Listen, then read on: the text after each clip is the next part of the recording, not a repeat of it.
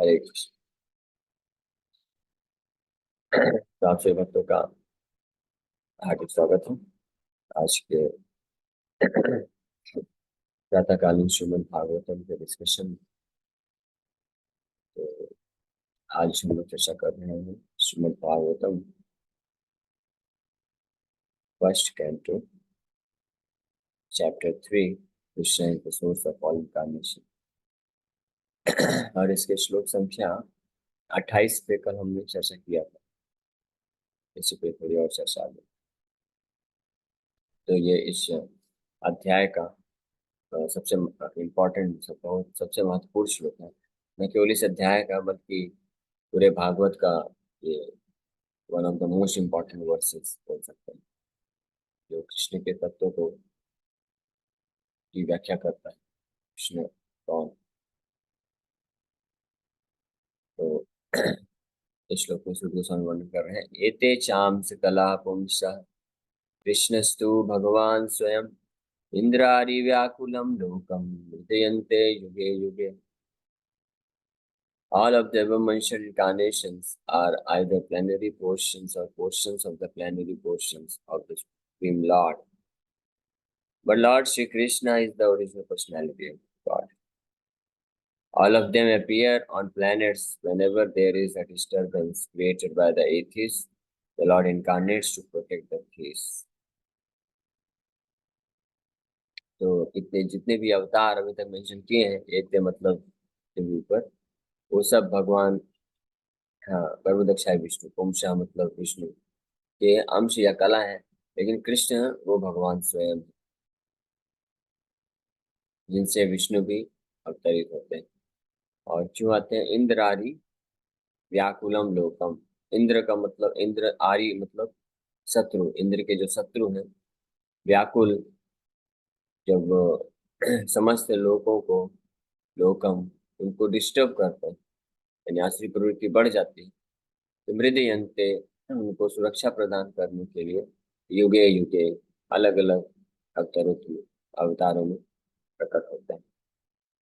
भगवान कृष्ण भी गीता में बोलते हैं, संभवामि युगे युगे परित्राणाय साधुना विनाशाय च दुष्कृतां धर्म संसार्थनाय संभवामि युगे युगे। हर युग में भगवान आते हैं धर्म की स्थापना के लिए और साधुओं की रक्षा के लिए, दुष्टों का विनाश करने के लिए।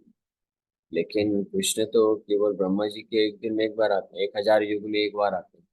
तो युगे युगे क्यों बोल रहे हैं? तो युगे युगे इसलिए बोल रहे हैं कि कृष्ण बोल रहे हैं कि मैं आता हूँ अपने दूसरे अवतार के रूप में आता हूँ। तो वहां पे भी ये बात गीता से भी प्रमाणित होता है कि वास्तव में कृष्ण के ही सब अवतार। तभी तो वहां पे कृष्ण बोल रहे हैं कि संभवामि युगे युगे, मैं अपने आप को प्रकट करता हूँ अन्य अलग अलग रूपों में, और अपने आप को मैं खुद प्रकट करता हूँ। मैं खुद ही आ जाता हूँ 1000 युग में एक बार, ब्रह्मा जी के एक दिन में एक बार मैं खुद आ जाता हूँ। तो ये हमने कल चर्चा किया इसके ऊपर। कृष्ण भगवान स्वयं का मतलब अलग तात्पर्य करके थोड़ा और इस पर चर्चा करेंगे। In this particular stanza, Lord Sri Krishna, the personality of Godhead, is distinguished from other incarnations. He is counted amongst the avatars, incarnations, because out of his causeless mercy, the Lord descends from his transcendental abode. Avatar means one who descends. तो पिछले कई श्लोकों में जब सूची बनाई गई सूर्य गोस्वामी के द्वारा अवतारों की, तो उसमें कृष्ण का नाम भी आ गया। तो कृष्ण अवतार हैं। अवतार का अर्थ होता है जो आध्यात्मिक जगत से भौतिक जगत में उतरते हैं। उतरने को अवतार बोलते हैं। वन डिसेंड्स, जो आध्यात्मिक जगत से भौतिक जगत में प्रकट होते हैं, यानी अपनी कृपा के कारण। तो भगवान Krishna out of causeless mercy, अपनी अहित की कृपा से, दया करके आध्यात्मिक जगत से भौतिक संसार में प्रकट हुए, तो इसलिए उनको भी अवतार बोला जाता है। तो अवतार का एक ये भी अर्थ All the incarnations of the Lord, including the Lord himself, descend to the different planets of the material world, as also in different species of life, to fulfill particular missions. Sometimes he comes himself, and sometimes his different planetary portions or parts of the planetary portions, or his differentiated portions, directly or indirectly empowered by him, descend to this material world to execute certain specific missions. तो भगवान कई बार खुद प्रकट हो जाते हैं, कृष्णस्तु भगवान स्वयं स्वयं भगवान के रूप में, और ये केवल ब्रह्मा जी के एक दिन में एक ही बार भगवान स्वयं आते हैं। और कई बार भगवान अपने अंश अवतार को भेजते हैं, यानी विष्णु तत्व, राम, नरसिंह, वराह, कूर्म, मत्स्य आदि लीला अवतारों के रूप में भगवान प्रकट होते हैं।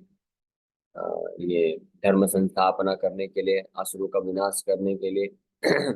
और कई बार भगवान अपने शक्त्यावेश अवतार के रूप में प्रकट होते हैं, या इसको और सरल भाषा में बोलें तो अपनी शक्ति को भेजते हैं किसी अपने महान पार्षद के द्वारा, जो उनके ही जैसा कार्य फिर करता है, तो उनको शक्त्यावेश अवतार बोलते हैं। और ये जो शक्त्यावेश अवतार होते हैं, इनको directly empowered by the supreme Lord बोला जाता है। कई बार ये कंफ्यूजन हो जाता है, इसको क्लियर करना चाहिए। तो ये 4 प्रकार से भगवान आते हैं। एक तो स्वयं भगवान, स्वयं भगवान मतलब कृष्ण, वो ब्रह्मा जी के एक दिन में एक ही बार आते हैं, मतलब 864 करोड़ साल में एक बार भगवान कृष्ण आते हैं। और क्या करते हैं?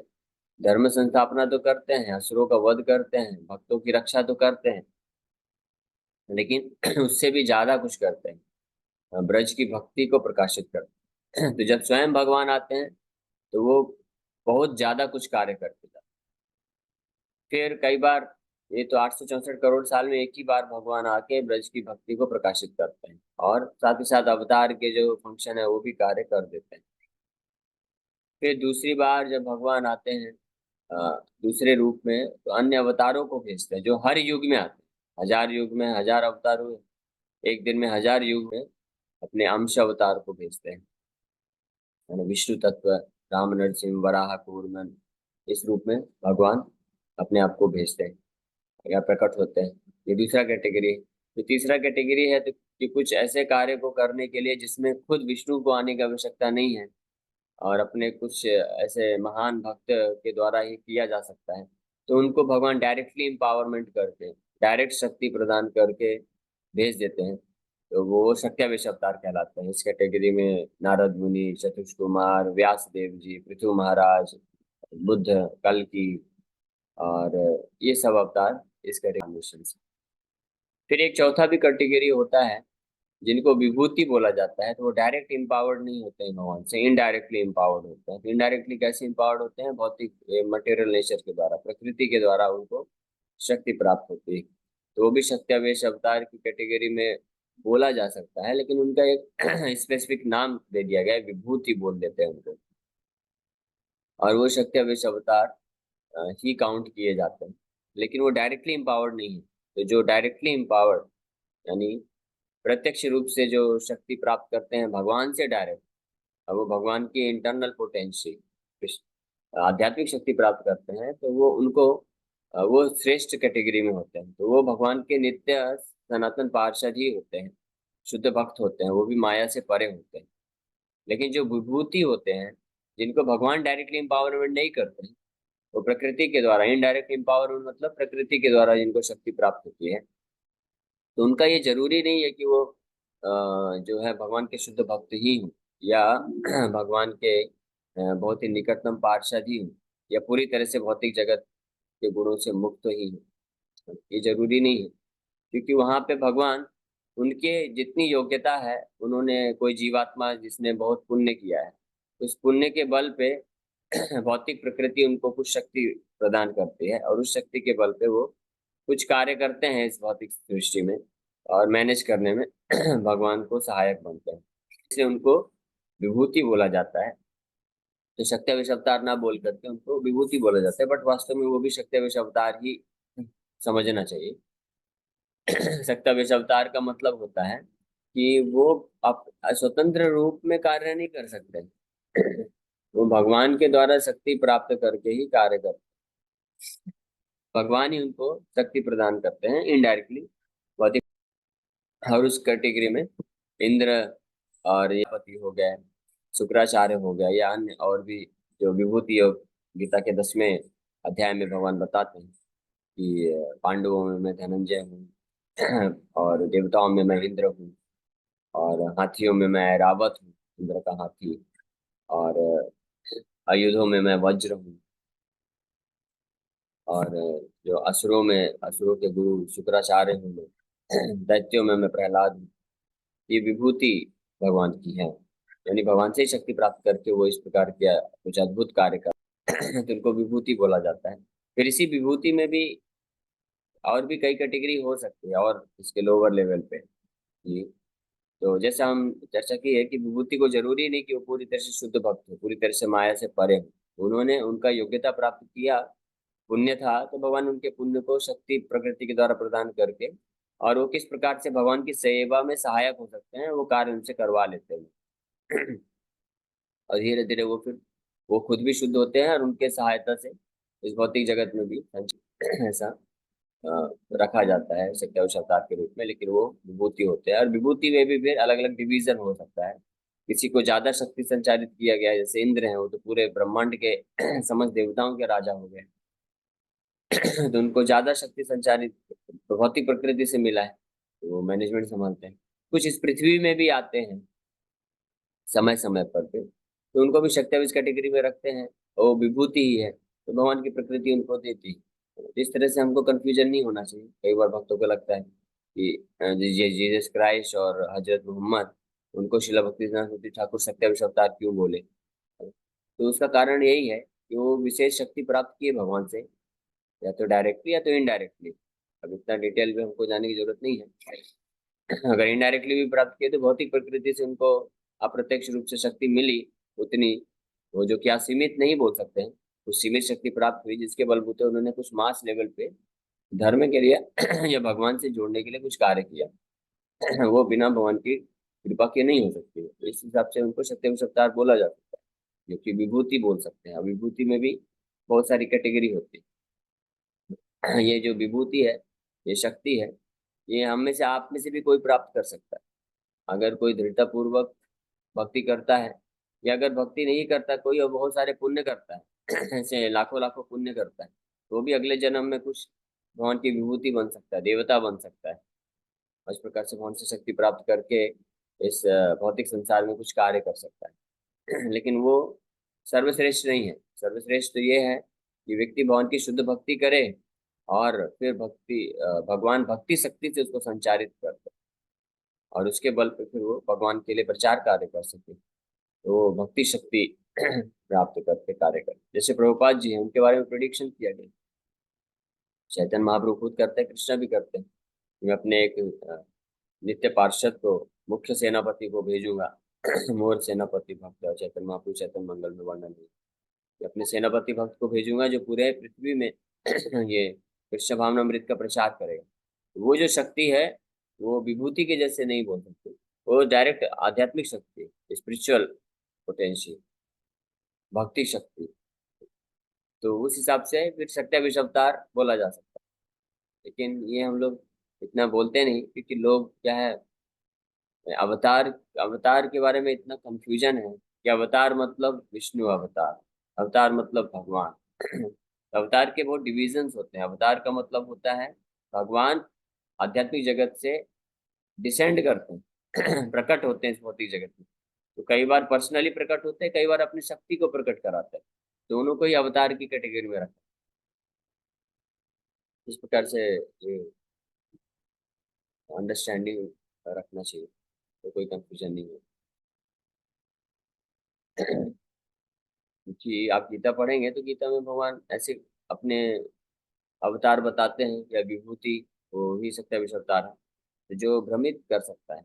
जैसे एक है कि शुक्राचार्य भी भगवान की विभूति है। भगवान बोलते हैं कि इस प्रकार के अस- असुरों दैत्यों में तो मैं प्रहलाद हूँ बोलते हैं, और असुरों के गुरु में शुक्राचार्य हूँ।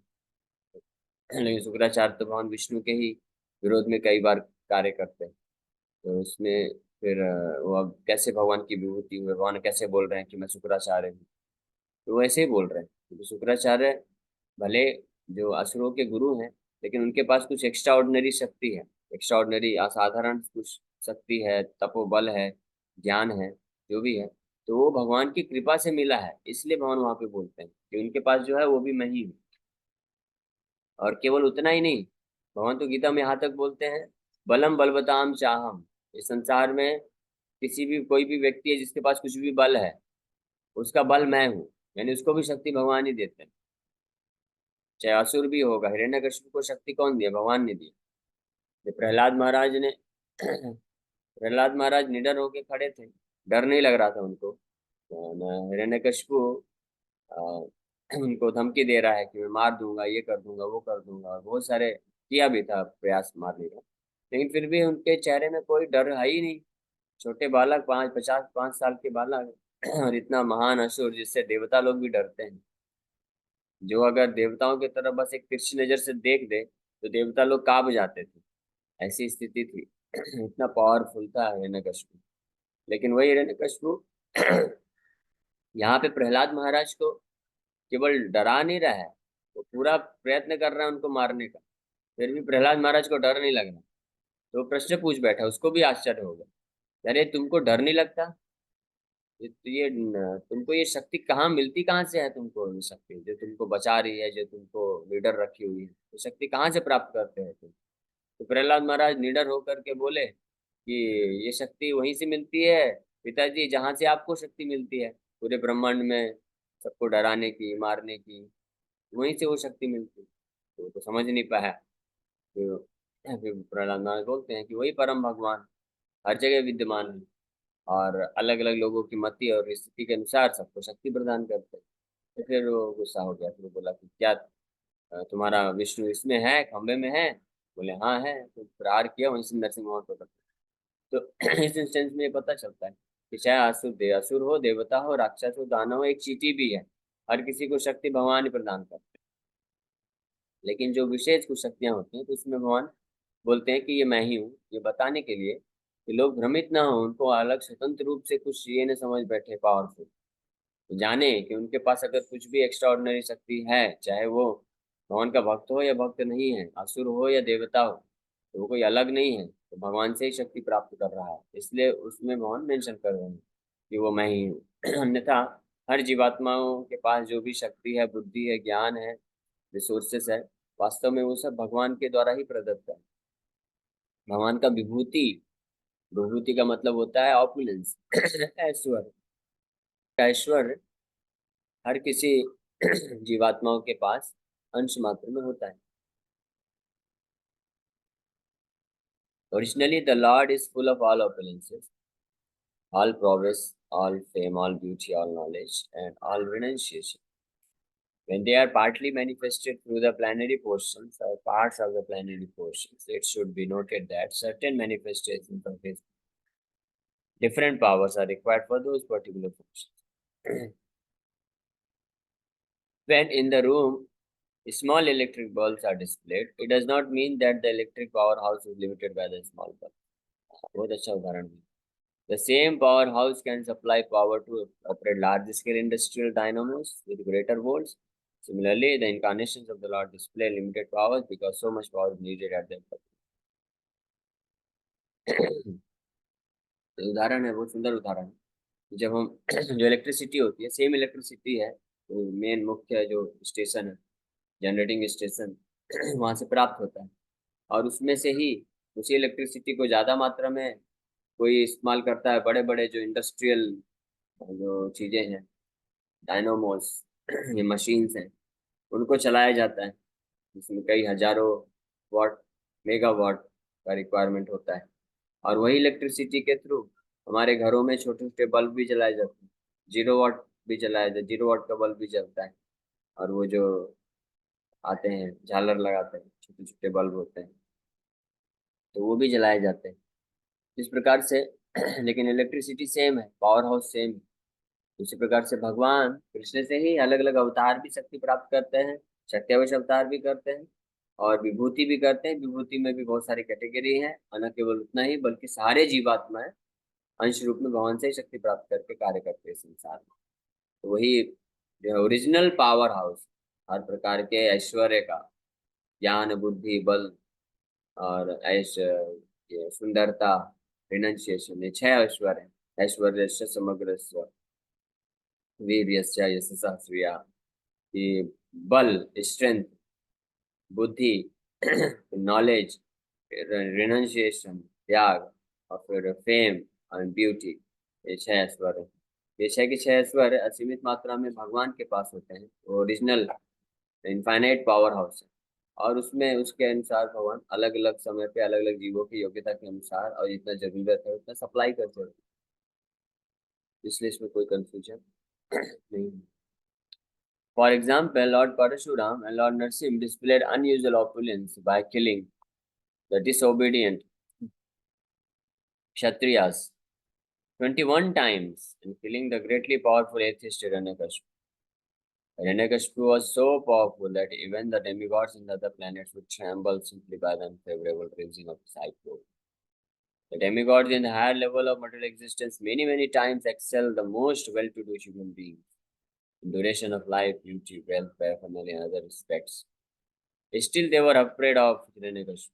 Thus, we can simply imagine how powerful Hiranyakashipu was in this material world.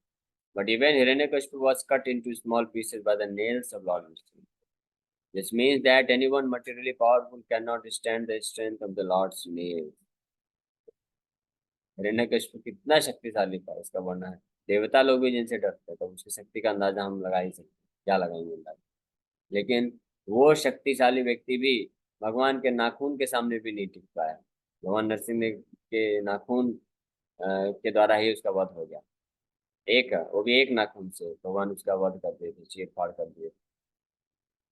Similarly, Jamadagni displayed the Lord's power to kill all the disobedient kings powerfully situated in their respective regions. इसी प्रकार से जमादग्नि, जामदग्नि, जमादग्नि तो उनके पिताजी का नाम है, और परशुराम का एक नाम है जामदग्नि, यानी जमादग्नि के पुत्र। तो भगवान परशुराम भी इस प्रकार से बहुत एक्स्ट्रा ऑर्डिनरी पावर को एग्जिबिट किए, भगवान कृष्ण से ही प्राप्त करते। और वर्णन है, आप अगर पढ़ेंगे 9वें स्कंद में, किस प्रकार से भगवान परशुराम जो है, ये जो अधार्मिक क्षत्रिय थे उनका वध कर रहे थे। पढ़ के आप हिल जाएंगे। Thrill thrilling experience.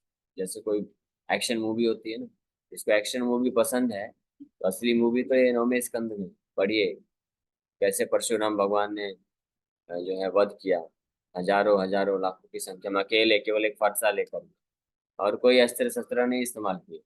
चलो तीर धनुष छोड़ेंगे, ब्रह्मास्त्र छोड़ेंगे, बम बम बमबारी करेंगे, कुछ नहीं किए। केवल एक फरसा लेकर के चॉपिंग करते गए, बस एक के बाद एक, कट कट कट कट।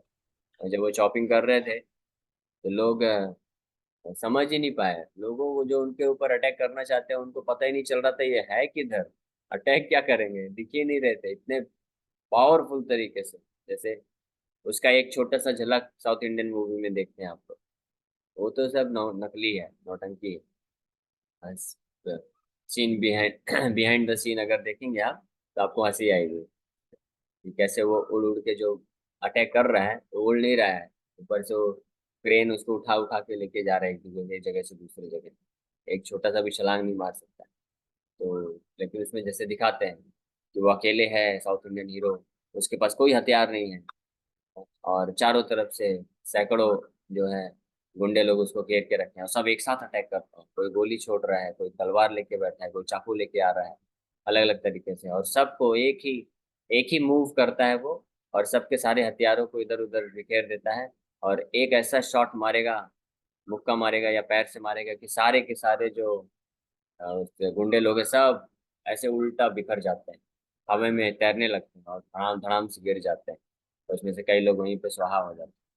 तो ये सब मूवी में दिखाते हैं लेकिन ये तो नौटंकी है। नौटंकी मतलब ये सही नहीं है, मतलब नाटक है, ये नौटंकी मतलब नाटक है, ये तो ड्रामा है। तो ये भगवान परशुराम जब किए, युद्ध कर रहे थे अपना चॉपर लेकर के, फरसा लेकर के, तो वो वास्तविक हीरो है, वो वास्तविक तरीके से उन्होंने युद्ध किया, ओरिजिनल फाइट है। और हजारों की संख्या में सारे इन जो अधार्मिक क्षत्रिय हैं उनको विनाश करके गए। तो जिनको भी एक्शन मूवी बहुत पसंद है तो आप कृपा करके नौमा स्कंद पढ़िए, भगवान परशुराम की किस प्रकार से उन्होंने वध किया शत्रुओं का। तो परशुराम भगवान भी भगवान कृष्ण की ही एक जो विशेष शक्ति है उसका कुछ अंश मात्र प्राप्त किए थे, इसलिए उनको भी सत्तर अवतार बोला गया। The Lord's empowered incarnation Narada and plenary incarnation Varaha, as well as indirectly empowered Lord Buddha, created faith in the mass of people.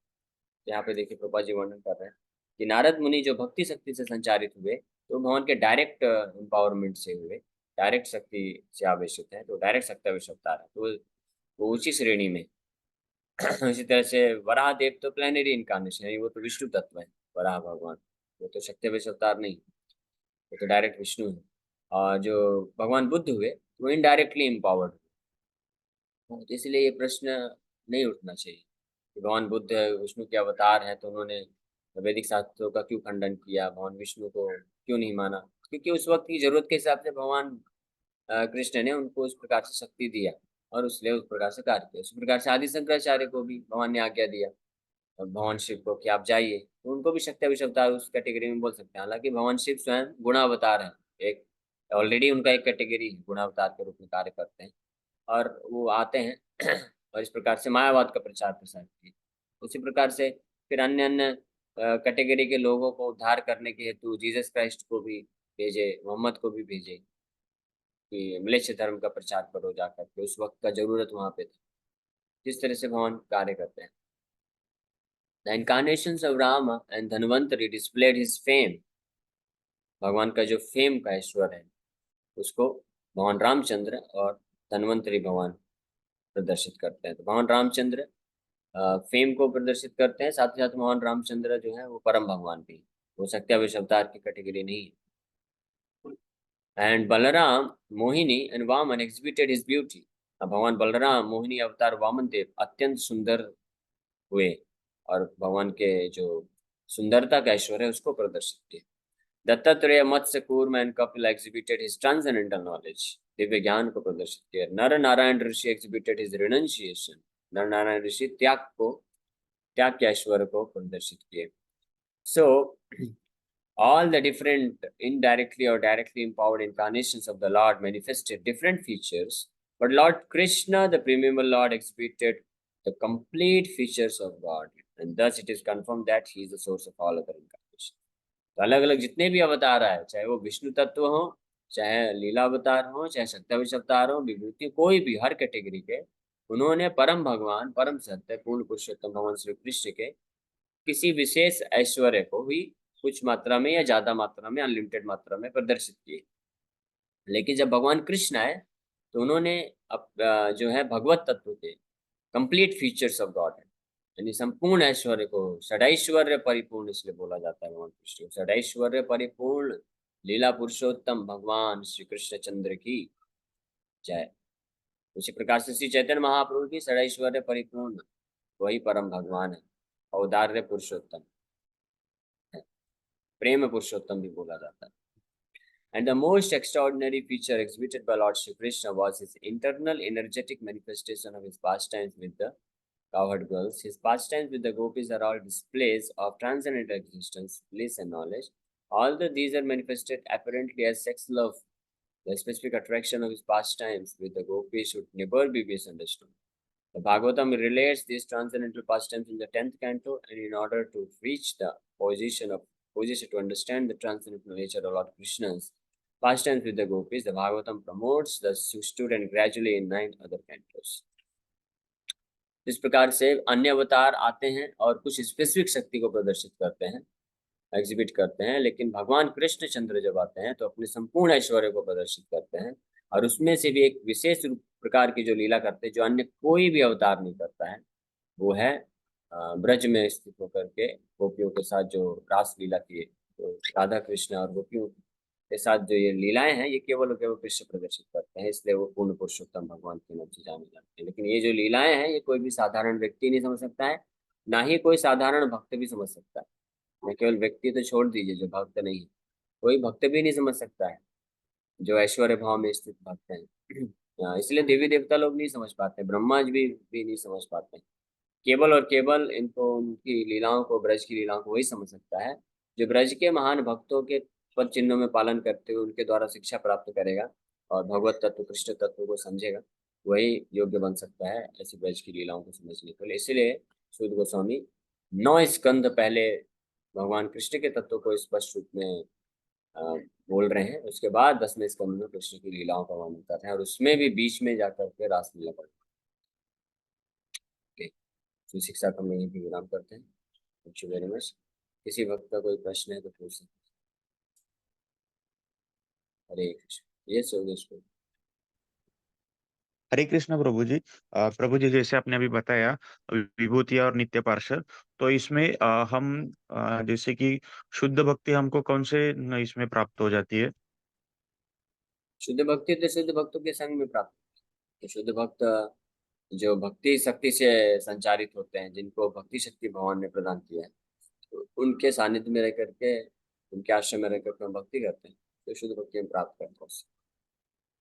विभूति प्रभु जी, उनको वो शुद्ध भक्ति प्राप्त नहीं करते? नहीं, ऐसा जरूरी नहीं है। आप अपने लिए प्रश्न पूछ रहे हैं या उनके लिए पूछ रहे हैं? नहीं नहीं, मैं जनरिक जानना चाहता हूँ। नहीं नहीं, जनरल तो ठीक है, लेकिन मतलब अपने लिए, हमारे लिए, कि हम किनसे भक्ति प्राप्त कर सकते हैं, या उनके लिए कि वो शुद्ध भक्त है कि नहीं। क्वेश्चन नहीं नहीं, समझा नहीं। जैसे आपने जैसे बोला ना कि हम भी विभूति बन सकते हैं, तो क्या जैसे वो तो भगवान का अच्छा। श्रुति के वो हिसाब से शक्ति मिलता है, तो कभी गलती से हमारे साथ रिलेटेड हो जाता है, हम भक्ति में आगे बढ़ते हैं, तो क्या हम विभूतियों के शुद्ध भक्ति को प्राप्त कर सकते हैं क्या? अच्छा, मतलब पहले विभूति भी प्राप्त कर लें फिर शुद्ध भक्ति भी? नहीं नहीं, ये मिक्सअप मत करिए, बहुत कंफ्यूजन है। फिर फंस जाएंगे, भ्रमित हो जाएंगे। ओके। अगर कोई सोचता है कि मैं अच्छा पुण्य करके या भक्ति करके भी, भक्ति भी अगर कोई इस भावना से करता है तो मुझे भगवान का ऐश्वर्य प्राप्त करना है, तो वो शुद्ध भक्ति नहीं होती है। वो भी केवल पुण्य कर्म रह जाता है। तो उससे व्यक्ति जो है देवताओं या इंद्र, ये सब पद को प्राप्त कर सकता है। तो उसमें रिस्क है, तो आप मिल तो जाएगा अगर उस भावना से आप करेंगे कि मैं भगवान का नाम भजन सेवा करता हूँ तो मैं भी भगवान का विभूति प्राप्त कर सकूं, है ना, इंद्र बन जाऊं या अलग अलग जो देवता है वो बन जाऊं, फिर उसके बाद वहां से शुद्ध भक्ति प्राप्त करूं। तो बहुत रिस्की है वो, उसमें हम फंस जाएंगे और बहुत समय लगेगा, करोड़ों अरबों खरबों जन्मों तक, सालों तक यहीं पे रहना पड़ जाएगा। और उसमें भी रिस्क रहेगा, क्योंकि एक बार भगवान का ऐश्वर्य किसी को मिल गया ना, तो ऐश्वर्य इतना मद उत्पन्न कर देता है कि व्यक्ति वापस से माया में चला जाता है, वो अपने आप को ईश्वर समझने लगता है। देखिए ना, इंद्रदेव कितनी बार भ्रमित हो गए। भगवान प्रकट हुए, गर्भ में प्रार्थना की, और 7 दिन के बाद फिर इतना मद में आ गया कि भगवान को ही अटैक कर दिया।